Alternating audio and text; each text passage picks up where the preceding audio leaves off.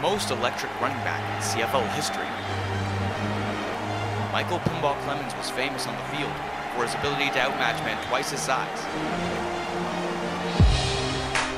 But it's his work on the sidelines, first as the Grey Cup winning head coach of the Toronto Argos, and now as a community activist, where Pinball's runaway success continues. Class, that personality and that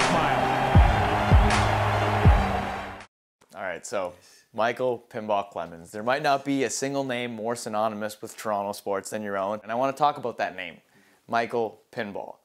We see the clips of you in the locker room pumping up your guys before the games. You know, you gotta hit somebody. Is that Pinball? And is there a Michael that I'm talking to right now? Are those two different people? And is there a difference? When we talk about sort of the whole idea of Mike versus Pinball versus coach is different from all of those guys. So you know, the pinball part is really the fun-loving guy who likes to play the game. The guy who is the coach is more of the mentor that has the ability to be really high and then almost stoic at times. So, you know, sort of giving that balanced approach. The player is just fun-loving, loves the play, loves his teammates, and loves the game itself. Michael is a husband and a dad. I want to take you back a little bit. What happens if Ralph Sazio never gives you that call back in 1989 and asks you to play for the Toronto Argonauts? What does your life look like?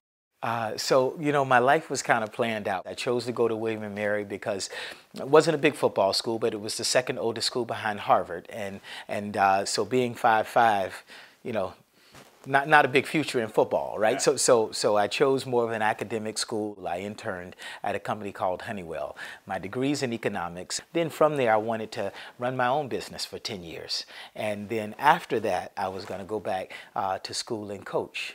Go back to high school, be a coach, and teach. You've got the 3 Grey Cups as a player, one as a coach, being the first African-American coach to ever win a Grey Cup. For you, in your own eyes, what's your biggest accomplishment?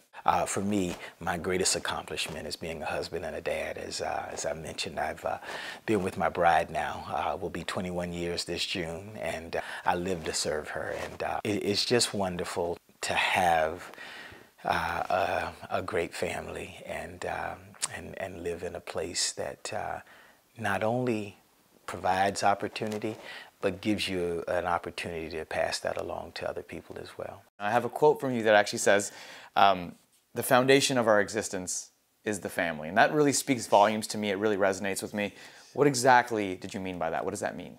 Right, when the world is neutral, I come home and I receive compassion, I receive affirmation. When the world celebrates me, I come home and I get a dose of humility. I just understand that, hey, I'm just a guy, just another person. And when the world beats me up, the family builds me up. And that's really that foundation. You don't go home to a sports team. You don't go home to a classroom. You go home to your family. A lot of people will remember you as Pinball Clemons, the guy on the football field, you know, bouncing off tacklers. But most people will probably remember you for what you do off the field, for your contributions to the community. You've worked with charities like Habitat for Humanity, with the Kielburgers. But tell me about the Michael Pinball Clemons Foundation. Yeah, so, well, I think our initial goal was very simple, and that is to help people to help themselves. It's not about a handout, it's really about a hand up. And the 2 pillars that build, and we feel that these 2 are the most important 2. They are the foundation of a healthy, happy, thriving civil society. And those 2 are character and education. And one without the other won't do. Character without education leads to a lack of innovation.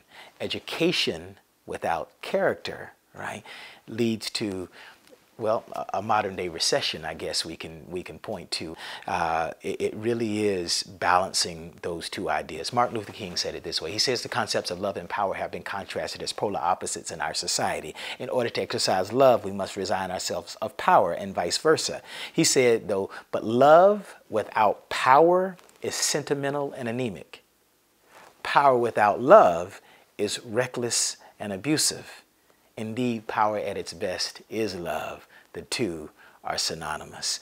And so when we say that, we equate power to education, because education is the #1 determinant of your life, health, wealth, freedom, and family. And we equate love to character. So character and education, love and power. So that's the foundation of who we are. So I want to know, today and tomorrow, what do they hold for you, Michael Pinball Clemons? My whole idea is not dwelling in the past, because if what you did yesterday still sounds good to you today, then you haven't done much today, right?